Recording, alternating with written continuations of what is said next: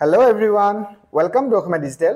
আজি আমি এইটো ভিডিও তোমালোকৰ ক্লাস 6 ৰ ইংলিছৰ যেটো তোমালোকৰ লেসন নম্বৰ 5 হয় 5 নম্বৰ লেসন তোমাৰ কি আছে ৰবিনসন ক্ৰুসো এই যেটো লেসন আছে এই লেসনটো তোমালোকৰ যিবিলাক প্ৰশ্ন উত্তৰ আছে মানে কোৱেশ্চন আছিল এক্টিভিটিজ আছিল আমি হেবিলাক কৰিছিলো কিন্তু তোমালোকৰ হেখৰ ফালে 11 আৰু 12 নম্বৰ যেটো তোমালোকৰ 11 আৰু 12 নম্বৰ আছিল সেই প্ৰশ্নই ঠাই গৈছিল আৰু তোমালোক কমেন্টছত কমেন্ট কৰিছিল যে এই দুটা মানে এই 11 নম্বৰ আৰু 12 নম্বৰ এইকেইটা কৰিবৰ কাৰণে মই কমেন্টছত কমেন্ট কৰিছিলা গতিকে আজি আমি এইটো ভিডিও তোমালোকৰ এই যে লেটস প্ৰেক্টিস গ্ৰামাৰ বুলি আছে 11 12 আৰু 13 এই প্ৰশ্নকেইটা আজি আমি এইটো ভিডিওত সুন্দৰকৈ কৰি যাম আৰু সুন্দৰকৈ আলোচনা কৰি যাম তোমালোকে যে কাৰোবাৰ এইকেইটা কৰা হোৱা নাই বা তোমালোকে বুজিবত কিবা অসুবিধা পাইছা তেনেহলে ভিডিওটো প্ৰথম পৰা হেকলে চাব পাৰা আমি সুন্দৰকৈ এই গুটেকেইটা মানে তোমালোকৰ এই প্ৰশ্নকেইটা আছে নহয় প্ৰশ্ন বুলি নহয় একচুয়ালি এইকেইটা তোমালোকৰ এক্টিভিটি প্ৰেক্টিস গ্ৰামাৰ বুলি আছে এইকেইটা আমি কৰো আৰু তোমালোকে যে আগৰ ভিডিওবিলাক চোৱা নাই এই মানে তোমালোকৰ ক্লাস 6 ইংলিছৰ তোমালোকৰ এই ৰবিনসন ক্ৰুসো হক বা আন সকলোবিলাক লেসনৰ ওপৰত সুন্দৰকৈ আমি question answer video reading video অসমীয়াত বুজোৱা ভিডিও দিয়া আছে তোমালোকে হেবিলাক ভিডিও চাবৰ বাবে এইটো ভিডিওত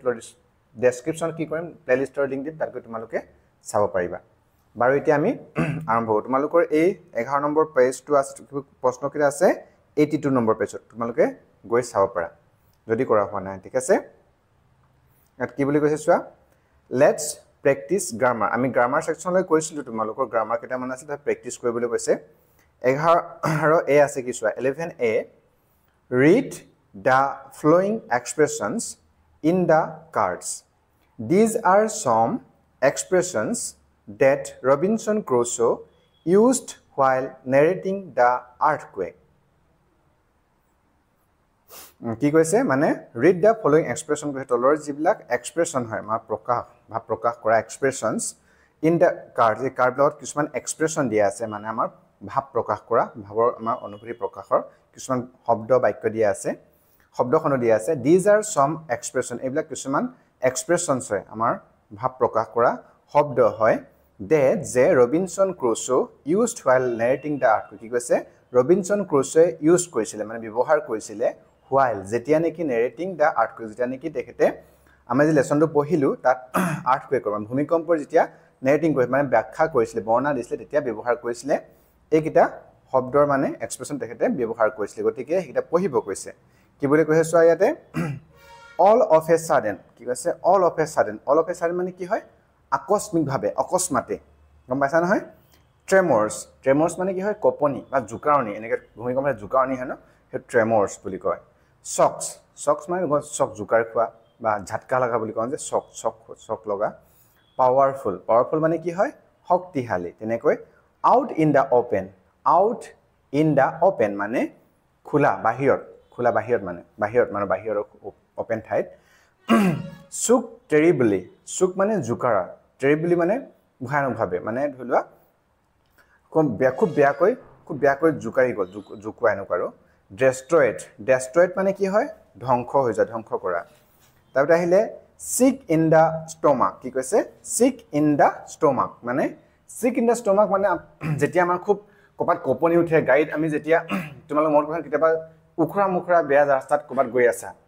অটো চলৰ উঠিমলৈ গৈ আছা খুব ৰাস্তাটো বেয়া কাৰণে গাড়ীখন খুব বেছি ঠেকেচা খালে পেটত বিষ হয় না আমাৰ পেটত কিবা লাগে গতিকে হেতু কৈছে যে যেতিয়া ভূমিকম্পৰ ফলত কি হ'ল খুব জুকাৰণি খালে তেতিয়া পেটত বিষ হ'ল তেনেকৈ কৈছে যে sick in the stomach কৈছে মেজৰ মানে কি গম পাইছে মেজৰ মানে কি হয় ডাঙৰ বেছি আৰু খুব বেছি মেজৰ shocks মানে হৈছে জুকাৰণি মেজৰ shocks হেতু কথা কৈছে মেজৰ shocks তাৰপিছত আহিলে 3 shocks in 8 minutes distance কি কৈছে তিনিটা জুকাৰণি 8 মিনিট মানে 8 মিনিটৰ ভিতৰতে তিনিবাৰ জুকাৰণি ভূমিকম্প জুকাৰণি হেলে গতিকে এইটা শব্দ তোমাক দিছে এটা চা তাৰপিছত কৈছে এই শব্দকেইটাৰ ওপৰত কি কৈছে তোমাক এটা আমি পঢ়িলো একটা এক্সপ্ৰেছন তেখেতে আমাৰ নেট কোডে দিছিলে তাৰপিছত তোমালোক কৈছে যে B now take the ideas from the expressions given in the cards to write a few sentences about what happens when an earthquake occurs use the verbs in the simple present tense কি কৈছে যে তোমাক now এতিয়া take the ideas from the expression এটা তোমাক এই যে idea এই এক্সপ্ৰেছন বিলাক দিয়া তাৰ পৰা আইডিয়া লবলৈ কৈছে তাত given in the cards মানে কাৰ্ড দিয়া to write a few sentences কেটামান বাক্য লিখিবলৈ few sentence কেটামান বাক্য লিখিবলৈ about what happens about মানে বিষয় কাৰ কি হৈছিলে কি হৈছিলে নহয় কি হয় কিনো হয় when an earthquake occurs যেতিয়া এটা ভূমিকম্প আহে occurs মানে যেতিয়া উৎপত্তি হোৱা বা আহে ভূমিকম্প আহে use the verbs in the simple present tense আৰু কি তোমালোকৰ যিবিলাক ভাৰ্ব ইয়াত ব্যৱহাৰ কৰিম সেই ভাৰ্ব বিলাক simple present tense ব্যৱহাৰ কৰিবলৈ কৈছে ঠিক আছে আমি এটা কৰিম এতে আৰু তো তোমালোকৰ এটা থাকি গৈছে তোমালোকে মোক কমেন্ট কৰিলা খুব তোমালোকে কমেন্ট কৰিলে ভাল লাগে কাৰণ তোমালোকৰ কাৰণে আমি ভিডিও বিলাক বনাও হয় তোমালোকে যে কিবা থাকি গৈছে তোমালোকে যে কিবা বুজি পোৱা নাই তোমালোকে কমেন্ট কৰিবা এদিন দুদিন দেৰি হ'ব পাৰে আমি নিশ্চয় তোমালোকৰ সেই প্ৰবলেমটা সলভ কৰি ভিডিও নিশ্চয়কৈ নেক্সট টাইম আনি থাকিব গতিকে তোমালোকে যিকোনো অসুবিধাৰ বাবে আমাক কমেন্ট কৰিবা যিকোনো তোমাৰ ভিডিও লাগে কমেন্ট কৰিবা ঠিক আছে আৰু ভাল লাগিব তোমালোকে এনেকে কমেন্ট কৰিলে বাৰু এতিয়া আমি ওপৰত যে পালো এক্সপ্ৰেছন কিটা তাৰ ওপৰত পৰা লৈ আমি কেইটামান বাক্য ৰচনা কৰিব গৈছে লিখিছো চোৱা আই কি পাইছিলো প্ৰথমতে অল অফ এ সাডেন এটো পাইছো নহয় অল অফ এ সাডেন মানে আকস্মিক ভাবে এটা টাপা লৈছো আমি all of a sudden মানে all আকস্মিক ভাবে all of a sudden the ground shakes মানে ground মানে তলৰ মাটি জুকাৰ shakes মানে জুকাৰ খোৱা মানে এটো shake সুক পাইছিলো আমি সুক মানে জুকানি হৈ মানে এটো কি shake মানে জুকাৰ খোৱা মানে প্ৰেজেন্ট ফৰ্মত লব গৈছে আমাৰ ভাৰ্ব বিলাক গতিকে আমি প্ৰেজেন্ট ফৰ্মত লৈছো all of a আকস্মিক ভাবে the ground তলৰ মাটি বিলাক জুকাৰ খাই গল ভূমিকম্প হৈ জুকাৰ খায় কি কৈছে যেতিয়া নেকি ভূমিকম্প আহে তেতিয়া কেনেকুৱা ধৰণৰ হেনু হয় তাৰ পৰা আমাক বাক্য লিখিব কৈছে মানে ভূমিকম্প আহিলে আকস্মিকভাৱে মাটিবিলাক জুকাৰ খায় tremors cause house to shake terribly কি কৈছে tremors যিবিলাক জুকাৰণি হয় জুকাৰ খায় কপনি হয় cause houses মানে তাৰ tremors দ্বাৰা মানে তাৰ কাৰণ স্বৰূপে কি হয় houses to shake terribly মানে যিবিলাক ঘৰ হয় সেইবিলাক খুব বেয়াকৈ জুকাৰণি খায় tremors দ্বাৰা powerful shocks destroy houses and buildings কি কৈছে আমি পাৱাৰ destroy বুলি পাইছো ন ওপৰত আমি পাৱাৰফুল শক যিবিলাক শক্তিশালী শক জুকাৰণি আহে সেইবিলাক কি কয় destroy ভাঙি ধ্বংস কৰে কিবিলাক ঘৰ বা বিল্ডিং বিলাক ধ্বংস কৰিব পাৰে হয়নে ভূমিকম্পই এনেকৈ বাক্য লৈছো তাৰ পিছত আহিলে সৰি তাৰ পিছত লিখিব পাৰো আমি people feel sick in the stomach আমি পাইছো আগতে sick in the stomach কৈছো নহয় এটা পাইছো আমি feel sick in the stomach আৰু destroy ললো the stomach হলে people sick in the stomach during major shocks মানুহ বিলাকে পেটত মানে ফিল পেট বিখাই যায় বা পেটত কিবা হয় আৰু সিক হয় বেমাৰ হয় সিক মানে একচুয়ালি বেমাৰ হয় ষ্টমাক পেটত বেমাৰ হয় মা দুখ পায় এনেকুৱা দুখ পায় না পেট বিখাই যায় কয় যে গতে পিপলস ফিল সিক in the stomach during major যেটা নেকি ডাঙৰ জুকাৰ হেতিয়া পেটত আমাৰ বিষ হ'ব পাৰে তাৰপিছতে it's safe two stay out in the open it out in the open পাইছিলো আমি ওপৰতে আউট ইন দা ওপেন ক'ত পাইছিলো এছৱা আউট ইন দা ওপেন মানে খোলা বাহিৰৰ খোলা ঠাই people it's safe to stay মানে এটো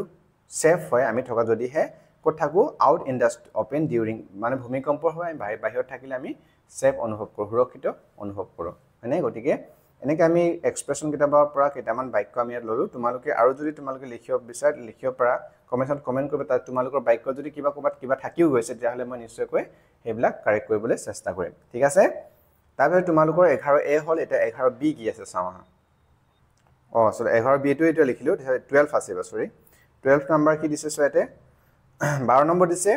write a paragraph about a natural disaster like flood storm etc কি আছে write a paragraph এটা paragraph তোমাক লিখিবলৈ কৈছে কিহৰ বিষয়ে about a natural disaster এটা মানে প্ৰাকৃতিক দুৰ্যোগ natural মানে প্ৰাকৃতিক আৰু disaster মানে দুৰ্যোগ about a natural প্ৰাকৃতিক দুৰ্যোগৰ বিষয়ে like কিহৰ ধৰিলোৱা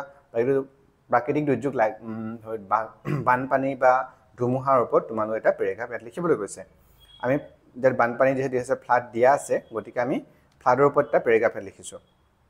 ফ্লাড লৈ লৈছো কি লিখিছো a flood happens when there is heavy rain and river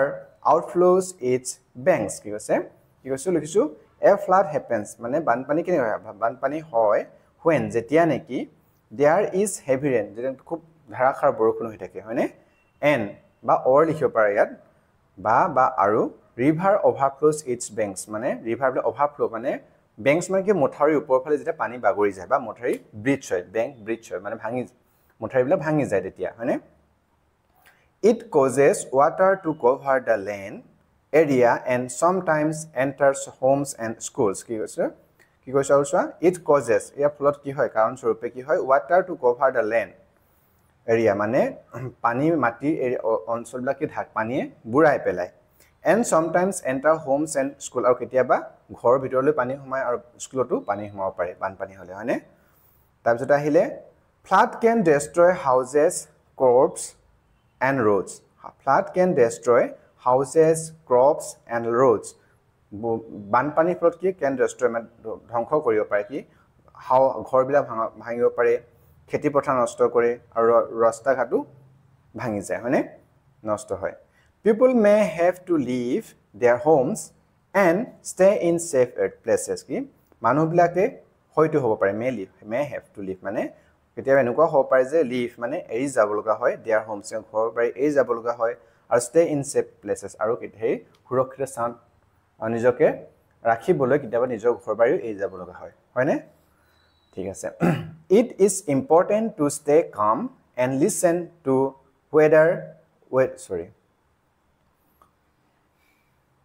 listen to weather warnings during flood it is important to খুব গুৰুত্বপূৰ্ণ stay calm to stay calm মানে সেই সময়ত বানপানী বা কিবা হলে পেনিক হৈ নাযাবলৈ খুব মানে ভয় খাই মেলি ইফালে দুৱাৰ কৰিব নালাগে শান্তভাৱে শান্তি থাকিব লাগে and listen to weather warnings during flood আৰু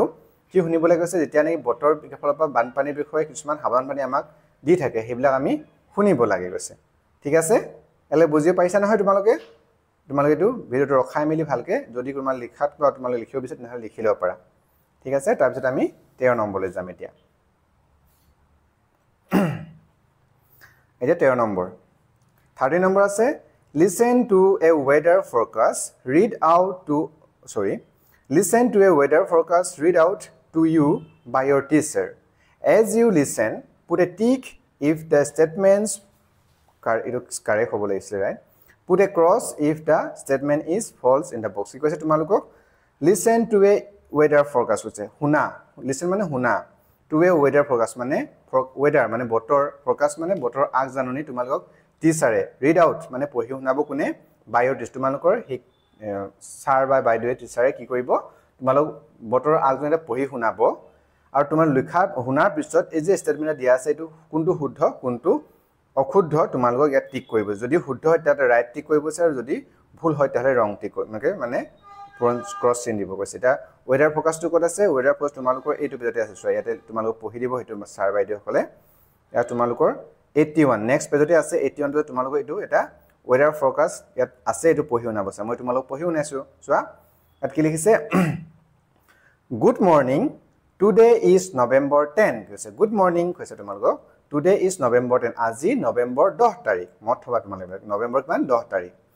Here is the weather forecast for Gopalpur for the next 24 hours কৈছে আৰু ইয়াত তোমালোকক here is the weather forecast ইয়াত তোমালোকক এটা কি কইম আমি বতৰ forecast মানে আগজাননী পঢ়িমকাৰ কোড কোন ঠাই Gopalpur for the next 24 কিমান সময় পৰৱৰ্তী 24 ঘণ্টাৰ নো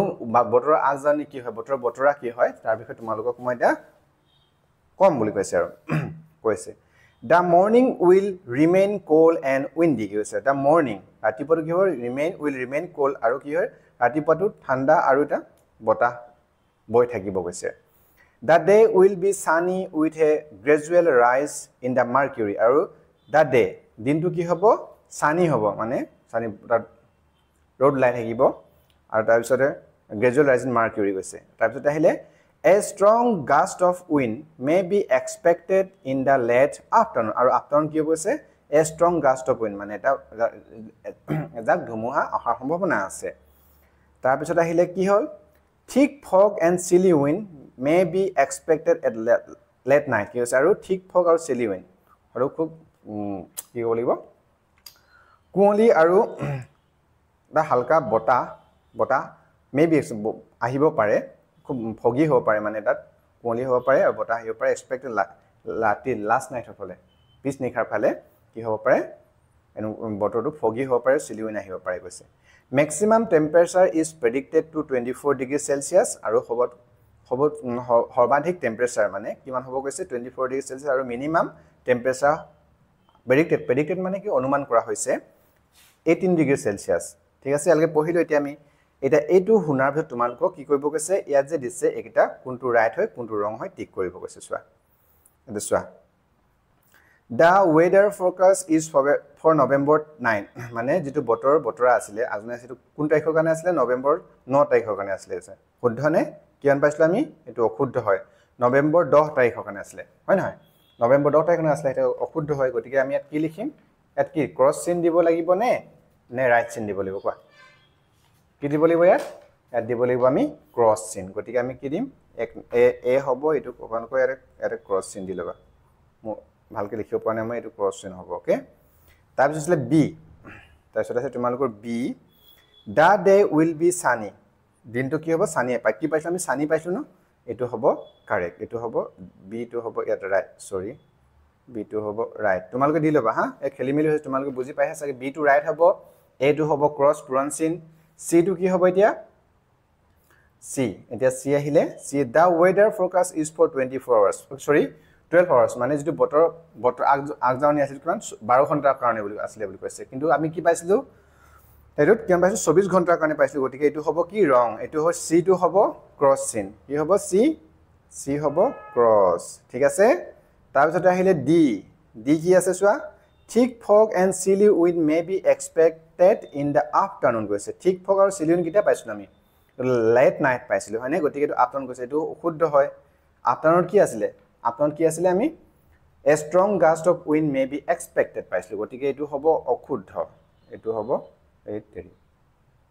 এটো হ'ব মানে ডি টো হ'ব ক্ৰস চিন এতিয়ালৈকে অকল এটা ৰাইট হৈছে এটো কি হয় বি টো ৰাইট চিন হ'ব তো ঠিক আছে তাৰ পিছতে আহিলে তোমালোকৰ ই the maximum temperature is predicted to be 18 degree Celsius মানে সৰ্বাধিক টেম্পাৰেচাৰ সৰ্বাধিক কিমান হৈছে 18 ডিগ্ৰী কিন্তু নহয় এটো সৰ্বনিম্নহে আছিল মিনিমাম হে আছিল এটো ম্যাক্সিমাম কিমান পাইছো বি 24 ডিগ্ৰী সেলসিয়াস গতিকে এটো অশুদ্ধ হয় এটো কি হ'ব ক্ৰস চিন হ'ব গতিকে আমি একো এটা অকল একটো বাকি গোটেইটা ক্ৰস হয় অশুদ্ধ হয় এটা পালো শুদ্ধ হেতু কোনটো আছিল এটো বি টো দে উইল বি সানি বি টো সানি যে ৰাইট হয় বাকিখিনি সকলোখিনি কি হ'ব ক্ৰস হ'ব তোমালোকে এটো কাৰ্পেন্টলি কৈ লব পাৰা বা মত থৈ লবা ঠিক আছে স্টুডেন্ট কৰিবলৈ তোমালোকে পটক চেক কৰিবা ওকে বাৰু ঠিক আছে এইখিনি আছে তোমালোকৰ প্ৰজেক্ট দিছে প্ৰজেক্টৰ বাৰু আমি নকৰো ইয়ালৈকে তোমালোকৰ কি আছিল 11 পৰা 12 13 নম্বৰ তিনটা কৰিলো আমি তোমালোকৰ আগৰ প্ৰশ্ন কৈছো তোমালোকৰ আগৰ যিবিলাক প্ৰশ্ন এক্টিভিটিজ আছিল সেইবিলাক আমি অলৰেডি কৰা আছে তোমালোকে যে কোনোবা চোৱা নাই তাৰ লিংক ইউটিউবত লডিছন দিয়া থাকিব তাত তোমালোকে চাব পাৰিবা ঠিক আছে আৰু ভিডিওটো তোমালোকে ভাল পাইছা তেহলে প্লিজ এটা লাইক কৰিবা তোমালোকৰ ফ্ৰেণ্ডৰ লগত শ্বেয়াৰ কৰি দিবা আৰু হেকত থ্যাংক ইউ ফৰ ওয়াচিং